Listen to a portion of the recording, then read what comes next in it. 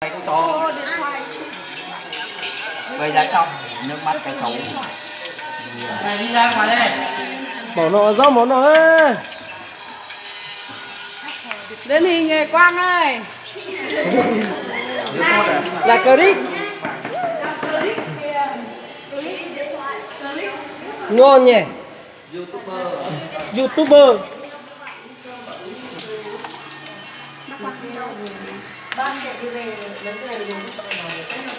Mình cái cây ngừng đâu mình đã bông rồi to quá à. Đấy cái có xa này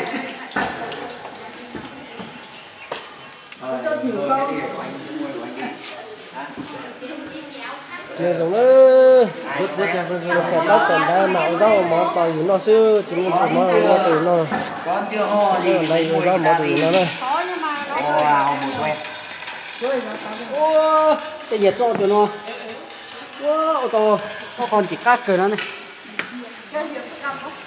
Còn chịu hắn cho tôi tám nữa. À hình như mình không biết nghe được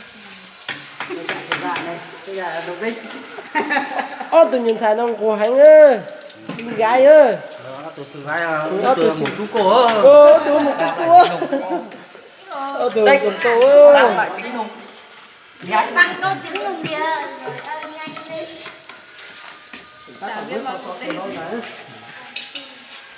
Cái này của ai đấy? đâu cho nó ốp pía bây giờ ốp pía mấy cái gì không? Tao chỉ nhiều Tao chỉ rồi tao đã phải nói rồi. tao chỉ cái nhiều này nó mà cần đâu mỗi một xẻo câu ra ơi món nó là gì? Là tao không biết nghe tiếng Mông. Cái này là ai? À mày mày bảo là tôi hiểu là tôi chỉ có đúng không? Mày biết nói câu đấy rồi. có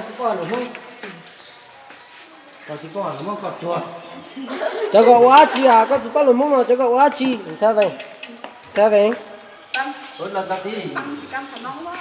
đi tránh Chọc phải lên dưới. Ăn lên dưới thì nào? mủ nó còn góc cơ nữa chờ rau món nó cơ cho mủ nó quỷ nó mà cho miếng to và sợ tí có đủ gấp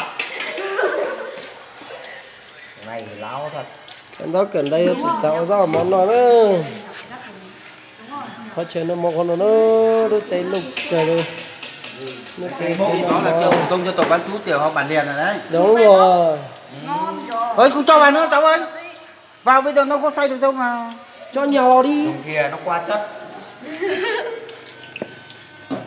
Lại biết không cho nó cho vào bây giờ không đảo được rồi này không ở dưới nó vàng mình trên này mình không đảo được nó không vàng được sao nữa tụi mình xài là sợ rau món nó cơ vàng trong chấm ớ rau món nó sợ của là dòng cao tia Mày dùng sắc tao tay mất. dòng là dòng cao tia tạo ra món nó là cát tia có tuần dần đấy đây là cân tây kinh khẩu mì cơ